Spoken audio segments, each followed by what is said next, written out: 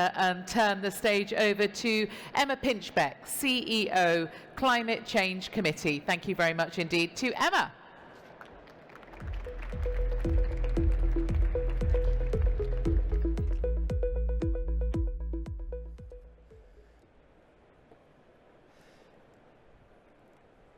Good morning. I'm afraid I brought slides. I don't know how you all feel about that, but get ready. They are at least in nice colours. Some of you might have seen this presentation before. I'm very sorry for those of you that have, but I think it's worth repeating. To start, by way of a bit of explanation, the Climate Change Committee is a statutory body that helps advise the UK government on how you turn an international target to decarbonise to deliver the UK's long-term goal, which is to hit 1.5 degrees by 2050, and to do that in a way that provides certainty for investors by breaking down that long-term goal into chunks of emissions called carbon budgets. And every 5 years, the committee publishes new advice to government, updating the pathway to how we might get to 2050 with a new budget covering a period. We've just published our latest advice for the years 2038 to 2042 in the UK economy, and I'm going to take you through it. Now, the good news for those of you in business is it's important to say from the beginning that the pathway that we publish isn't meant to be prescriptive. It's meant to be illustrative. And in fact, there's a huge amount of room in our analysis for us to be surprised, for innovation to take place, and for those of you in the private sector to deliver the carbon budgets and indeed the long-term temperature goal in a way that we don't anticipate in the pathway. But what the pathway should show you, as investors, as innovators, as the private sector, that the UK's carbon budgets are feasible, that we can deliver them inside the current economic framework, and we can do it in the best possible way for UK citizens. So this is the carbon budget, the new one. What this chart shows you is the first 3 carbon budgets in the UK, so emissions reduction in the early stages of the 2000s, and you can see from the grey line that's actual emissions reduction, and we met all our early carbon targets in the UK, the first 3 carbon budgets, and I'll show you how we did that in a moment. The pinkish, I've been told that colour's pinkish, the pinkish ones are the period that we're in now, so the work of the current government to deliver against. And you'll see there's a drop between carbon budget 5 and carbon budget 6. That's because you might remember that we redid the long-term temperature goal to be in line with Paris and changed from an 80% target to one that was net zero by 2050. So you can see a corresponding significant change there in the level of ambition. And then CB7 is the new one. I should say it's got to be legislated. We advise government, they take our advice or they adapt it, and then they have to take it to Parliament and legislate it. They have to do that before the summer of next year. And we're proposing another significant cut in emissions. We're talking about a 91% reduction by 2040. Now, this shows you where the emissions in the UK economy come from and how that might change over time. So if you're looking at the first 3 carbon budgets, all you need to pay attention to here in these slides are the really bright yellow chunk for the first 3 carbon budgets. And those of you that work in the energy industry can probably guess what that yellow chunk is. That's the emissions from the power sector. And what you'll see is into this period, and by 2040, we're really squeezing out emissions from electricity and from energy supply. And that's been a UK success story, and where the half of our emissions reduction since 1990 has significantly come from, largely from moving over from coal to renewables. The other really big chunk I want you to pay attention to is in this period. So if you look at the next 3 carbon budgets to come, you'll see a significant chunk of bright orange and bright purple.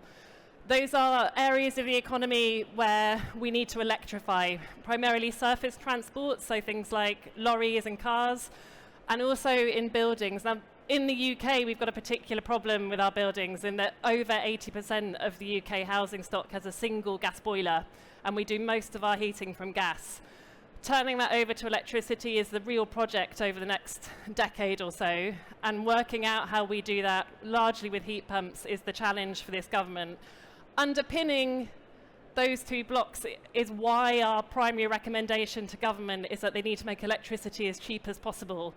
And if you think about the last 10 years, that effectively means capturing the benefits of having many more renewables in our electricity system, cheap energy production and making that visible for people by giving them the opportunity to have technologies that use electricity in their homes. After this carbon budget, we're into trickier areas of the economy and new technologies. So things like carbon removals, alternative fuels, synthetic fuels for aviation, and much more impact from agriculture and land use, and thinking about how we decarbonize those sectors, but also how we do nature-based solutions, things like trees. Another way of thinking about this is, and this is my favorite chart, by the way, I came into the CCC in November when a lot of the analysis for this carbon budget was done, but this is my biggest contribution to the report. So you have to like this chart. It's my favorite one.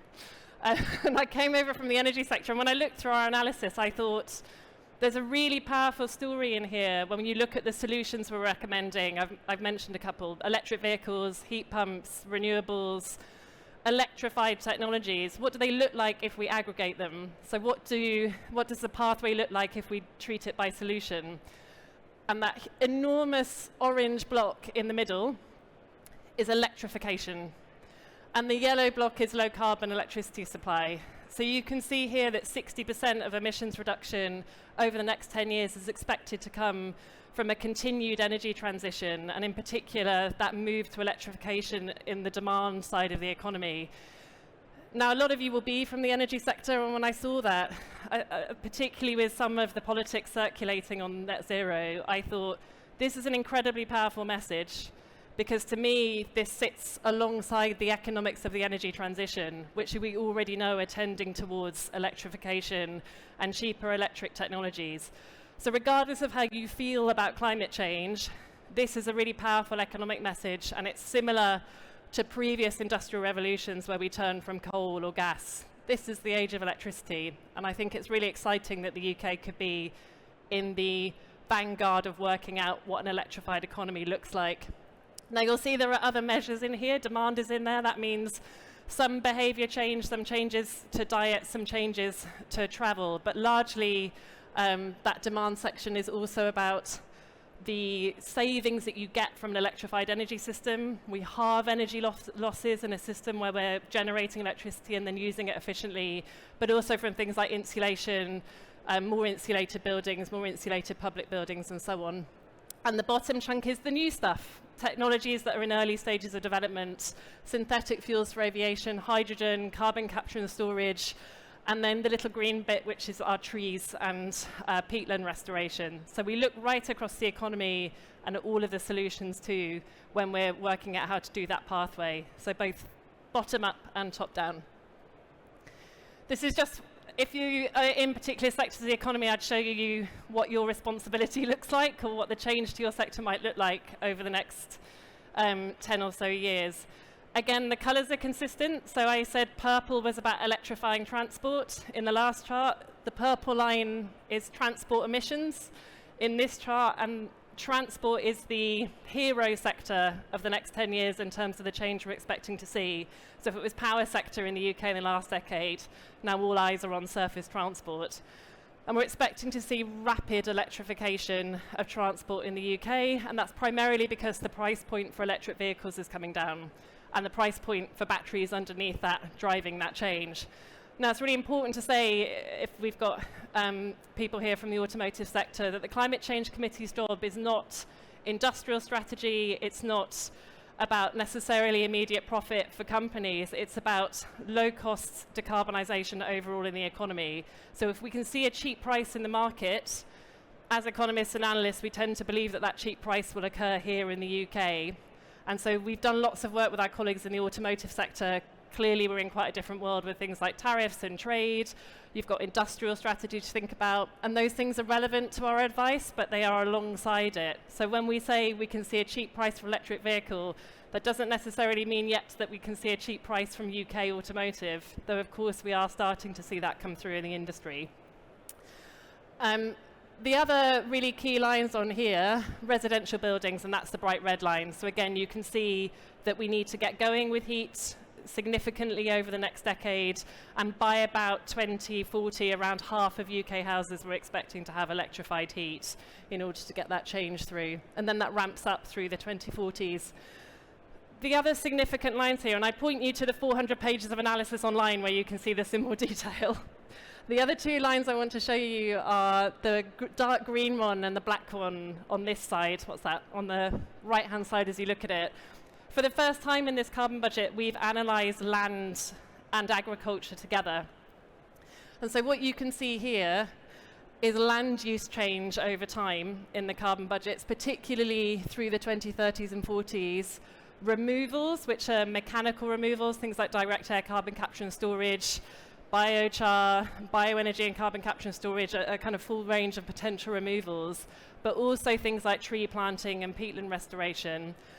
And we need to see a lot of that coming through, and what that does is it nets off emissions from agriculture. So you'll see it's not a spectacular change from agricultural emissions, and that's because essentially farmers might be changing the number of cattle that they are raising on their farms to a small degree, but replacing that land almost directly with tree planting, with renewables and other sources of revenue. We've done lots of work with the NFU in the farming sector about how you might model that holistically rather than just treating agriculture as a problem and not imagining that it will be those same people who are going to be planting our trees.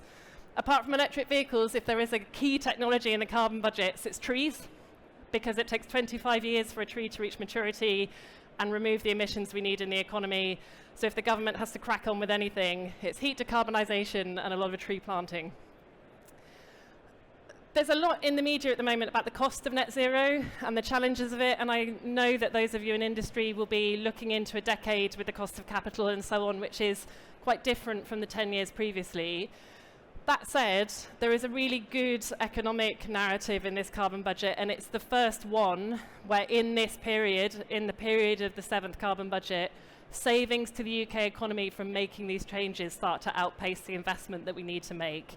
So there's no question that we have to spend some money to have a net zero economy, but the point is that those savings start to net off against those costs at around 2040. They grow through the 2040s and they likely continue past 2050, though because of the quirk of the Climate Change Act, we only model to 2050. And that's for a very simple reason. These technologies are more efficient, and the fuels that they run on are either free or much lower costs. So we're radically reducing the amount of imports of fuels that we need for our energy system. It's much more efficient to use a heat pump in your home and so on. And so it's a spend to modernize your infrastructure and then save money beyond model. And that's what this shows you. Where the government and industry do need to think about investment, it's in the capital cost of upgrading our energy infrastructure, so more renewables, more storage, more grid over the next 10 years, but also significantly in home retrofit and in particular heating systems. Those are the two areas where there is a cost in this decade, which we find it hard to see will be only met by the private sector. Unlike, for example, surface transport decarbonisation, where the economics are very clear. And this is another way of thinking about that and how you tackle that capital cost issue. This is what emissions look like if we group the solutions and options by household, because we often get asked, what does it mean for individuals? And what you see here is about a third of emissions over the next 10 years come from household choices, including everything from flying and how often people fly, but through to the heating system and car that they use. Now, I get asked about diet and flying more than almost anything else in relation to individual choice. But actually, the most significant thing that can happen at household level for emissions is the choice when a heating system needs to be replaced and not before, and when a vehicle needs to be replaced and not before. There's no scrappage in our models because it's economically inefficient. If people are able to choose an electric vehicle and a heat pump, that is the most significant contribution. So about 70% of the emissions in a household come from those two choices. And before I come on to our recommendations to government, what that means at household level is also good news in terms of the overall case for the household and the kind of policy suggestions for government. Because there is a cost to the upgrade for the home, and we're clear that we think that we'll need ongoing support for households to access that. We have also, for the first time, looked at those choices by different kinds of household, and you can find that online. So high income, low income parts of the country, different technology mixes. And for the typical household, once they have the technologies in their home, if you have an electric vehicle, you save about £700 on your fuel costs by 2050, and you realise the savings almost as soon as you have the technology. For a home getting a heat pump, a typical household saves about £700 on their heating costs against a world where we stay dependent on fossil fuels, and those households realise that as soon as they get the technology. Now, we're pretty sure people will be able to access EVs before 2030 at cost against an internal combustion engine vehicle. We're seeing the second-hand market change. It's harder for heat pumps, and so that's an area where we're saying this has to be a partnership between government and the private sector. But we are absolutely clear that both for the macroeconomy as a whole and for individual households, a net zero future is better for people than one where we stay dependent on fossil fuels. And you can find all of that analysis in our numbers. Just lastly, because I'm out of time, these are the high-level recommendations to government. Now, we are not the policymakers. It's our job to advise Parliament, to hold government to account and set the policy. But if I had to pick from this list of the most important things, we have to make electricity cheap for people, because it is not enough for people like me to stand on a stage and say there are benefits for the economy and there are benefits for people. We do actually have to realise them. And all of our analysis, all of that positive story does depend on cheap electricity. And the sooner we do it, the more people will understand that the point of net zero is not just to save the planet, it's to help them live a more comfortable and prosperous life. So that's our primary recommendation to government. The others are important. They're very important for those of you trying to build businesses, because they're about removing planning barriers and getting skilled workers and supporting innovative new technologies. But fundamentally, you've got to make the fuel of the future cheap. And if you do that, as in other industrial revolutions, you will be able to innovate, you will be able to design your economy around a brand new future. So that's enough from me. You can find all of our advice online, and we will be out and about because we have a year to persuade Parliament and work with policymakers who are really the people persuading Parliament to legislate a carbon budget. But I hope you can see something feasible, practical, and beneficial for the UK economy in the way that we've thought about how you break down such a big global goal to something meaningful for a single country. Thank you.